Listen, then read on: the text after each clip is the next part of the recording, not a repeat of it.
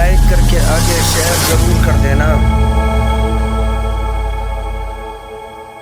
مسجدوں کو ویران کرنے والوں، مسجدوں سے کوسوں دور بھاگنے والوں، بتاؤ کیا یہ عذاب ہم سے برداشت ہو سکے گا؟ کیا یہ عذاب ہم برداشت کر سکیں گے؟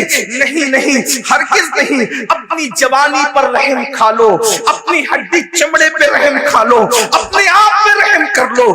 میں آپ سے کسی اور کے لیے رحم کی بھیک نہیں مانگ رہا ہوں، میں آپ سے آپ کے لیے رحم کی بھیک آپ سے مانگ نہیں برداشت کر سکیں گے۔ یہ دنیا چند سال کی ہے، یہ دنیا میں چند دن جینا ہے، پھر موت ہے۔ روح کا رشتہ جسم سے ٹوٹ جائے گا میرے بھائیوں، مر جاؤ گے، موت آنی ہے، حق ہے، موت بر حق ہے۔ موت سے کس کو رستگاری ہے؟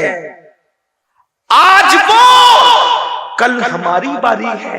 مرنا چاہو گے تو بھی موت آئے گی، نہیں مرنا چاہو گے تو بھی موت آئے گی۔ میں آج صرف آپ سے یہ عرض کرنا چاہتا ہوں، نمازی بن جاؤ۔ صرف آج ایک بات پر عہد کر لو، نماز پڑھیں۔ 10 منٹ کا ٹائم، بھائیوں پان بھی کھاؤ نا، پان تو پان کھانے میں بھی 10 منٹ سے زیادہ کا ٹائم لگتا ہے۔ پان کھانے کے لیے بھی 10 منٹ سے، نماز کے لیے تو پان کھانے سے بھی کم ٹائم میں نماز ہو جاتی ہے۔ صرف 10 منٹ دیجیے اور جہنم سے بچ جائیے۔ 10 منٹ دیجیے اور مصیبتوں سے بچ جائیے۔ 10 منٹ دیجیے اور اللہ کے عذاب سے بچ جائیے۔ یقین جانیے، جس دن تم مسجد کے قریب آؤ گے، وہ دن دنیا کی خوشیوں کا دن بھی ہوگا اور آخرت میں نجات کا دن بھی ہوگا۔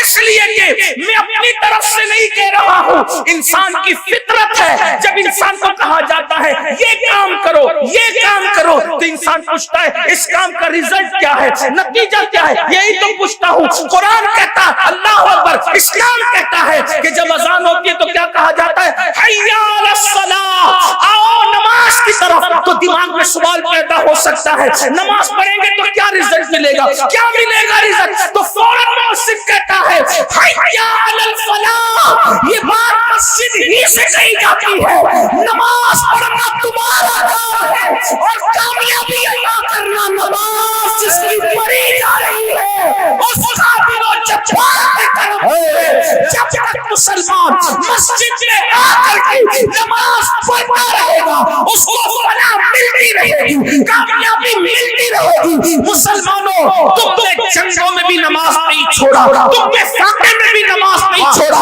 تم نے مصیبتوں میں بھی نماز نہیں چھوڑا، تم نے دریاؤں کے سفر میں بھی نماز نہیں چھوڑا۔ تمہاری کیفیت یہ تھی، 10 سالیں کبھی یورپ کے کنیساؤں میں اور افریقہ کے تبتیوں میں صحراؤں میں دشت و دشت ہے، دریا بھی نہ چھوڑے، بڑے سلمان میں دوڑا دیے گھوڑے۔ نعرہ تکبیر، نعرہ رسالت، پیغام اسلام۔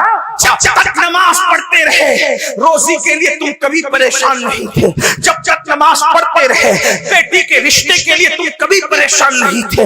جب تک تم نماز پڑھتے رہے، اللہ اکبر، تم کبھی کسی سے مصیبتوں کا شکوہ نہیں کرتے تھے، اس لیے کہ اللہ کی چوکھٹ میں سب کے مسائل کا حل ہے۔ اپنے مسئلے کا حل کیوں نہیں ہوگا؟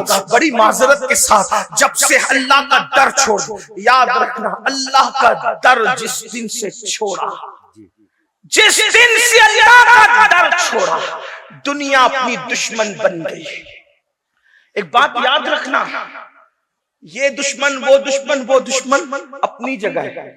انسان جب نماز چھوڑ دیتا ہے تو اللہ خود انسان کو اپنا دشمن بنا لیتا ہے۔ اللہ، آپ اتنا یاد رکھیں۔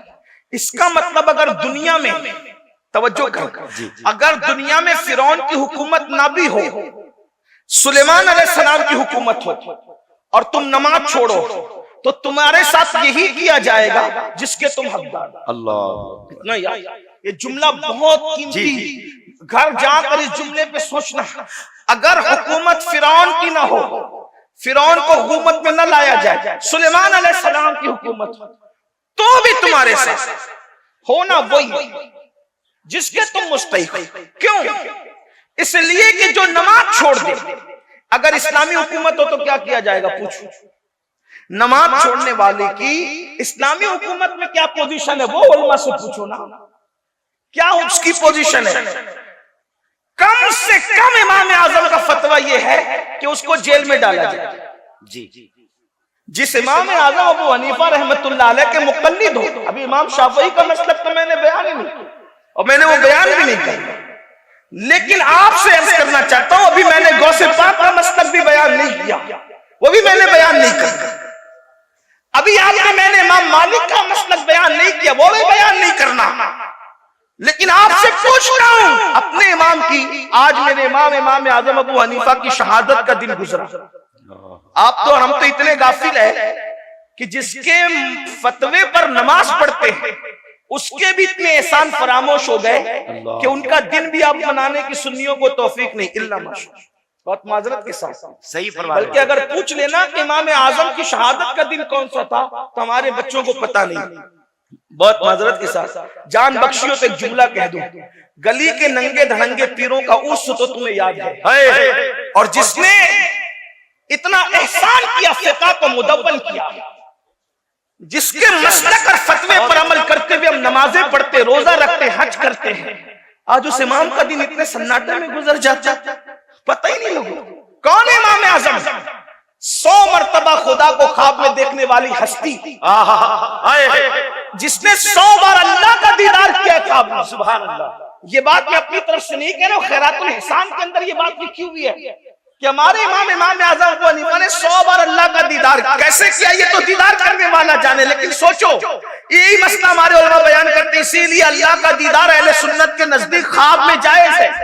اللہ کو کوئی دنیا میں ماتے کی آنکھ سے نہیں دیکھ سکتا، لیکن خواب میں خدا کا دیدار ممکن ہے، یہ ہمارے علماء مسئلہ بیان کرتے ہیں۔ بار شریعت بھی آپ اٹھا کر کے دیکھ لیں، سبع سنابل شریف بھی آپ اٹھا کر کے دیکھ لیں، اسی طرح خیرات الاحسان اٹھا کر کے آپ دیکھ لیں، آپ کو پتہ چلے گا۔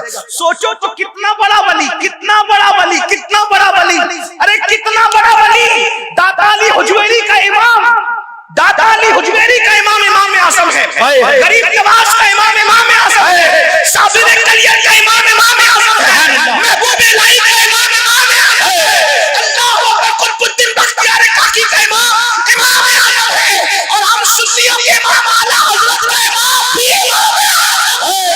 زندہ باد زندہ باد، بڑے بھول گئے۔ اتنے بات یہی ہے کہ ہم نے کس احسان کرنے والے کا احسان رکھا ہے جو ان کا رکھا ہے۔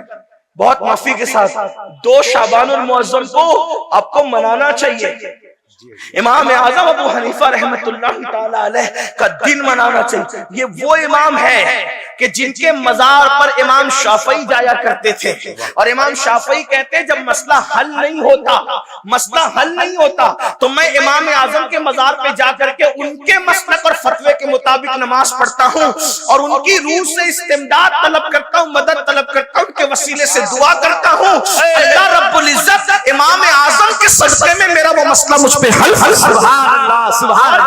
جس کے مزار پر امام اعظم کے امام شافعی جیسے لوگ جائیں، میرے بھائیوں کون ہے امام؟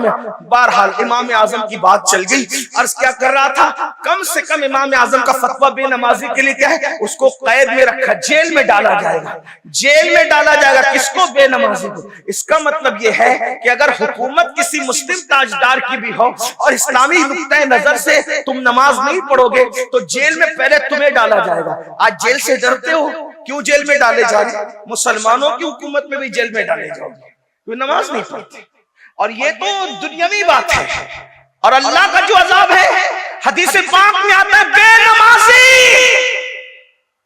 جب رستہ چلتا ہے تو کیڑے مکوڑے اس پہ لعنت کرتے ہیں، اللہ اکبر، اور اللہ سے عرضی کرتے ہیں مولا ہمیں اتنی طاقت دے دے کہ ہم اس کو مار ڈالیں۔ یعنی بے نمازی کا وجود کیڑے مکوڑوں کو بھی گوارا نہیں ہے۔ بتاؤ، اللہ کی مرضی کے بغیر پتہ نہیں ہلتا۔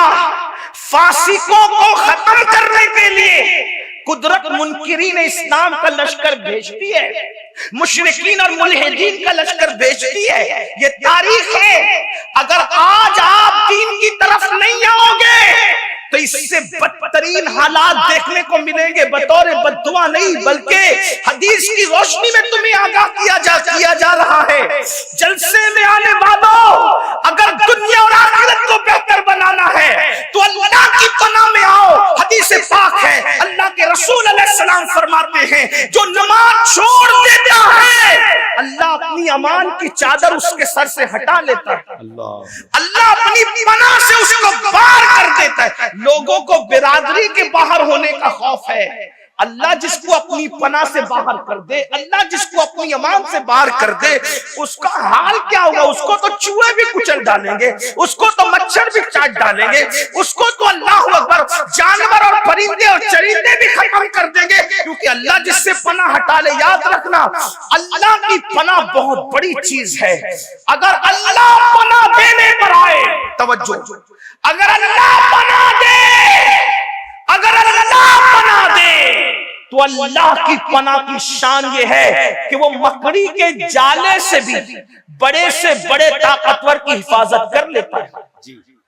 دنیا میں اگر آپ سے کوئی پوچھے نا کہ سب سے بڑا طاقتور دنیا میں کون ہے، دنیا میں سب سے بڑا طاقتور، آنکھ بند کر کے کہنا محمد رسول اللہ صلی اللہ علیہ وسلم۔ آنکھ بند کر کے کہنا، کیوں؟ اس لیے کہ جو اشارے سے چاند ٹکڑے کر دے، اس سے بڑا طاقتور کون ہو سکتا ہے خدا کی مخلوق میں؟ اشارے سے تو میرے بھائی کاغذ بھی نہیں پھٹتا۔ چیلنج ہے تمہارے جھارکھنڈ کے بڑے سے بڑے پہلوان کو لے آؤ اور بولے اشارے سے کاغذ پھاڑ کے بتا دے۔ اشارے سے تو اشارہ ہے، ایک انگلی سے تو کاغذ بھی نہیں پھٹتا، کاغذ پھاڑنے کے لیے بھی کم سے کم 2 انگلیاں چاہیے۔ لیکن اللہ اکبر، یہ کیا طاقت ہے کہ جبل ابو قبیس میں کھڑے ہو کے صرف اشارہ کرتے ہیں اور چاند ٹکڑے کر دیتے ہیں، اشارہ کر کے سورج کو پلٹا دیتے ہیں، اشارہ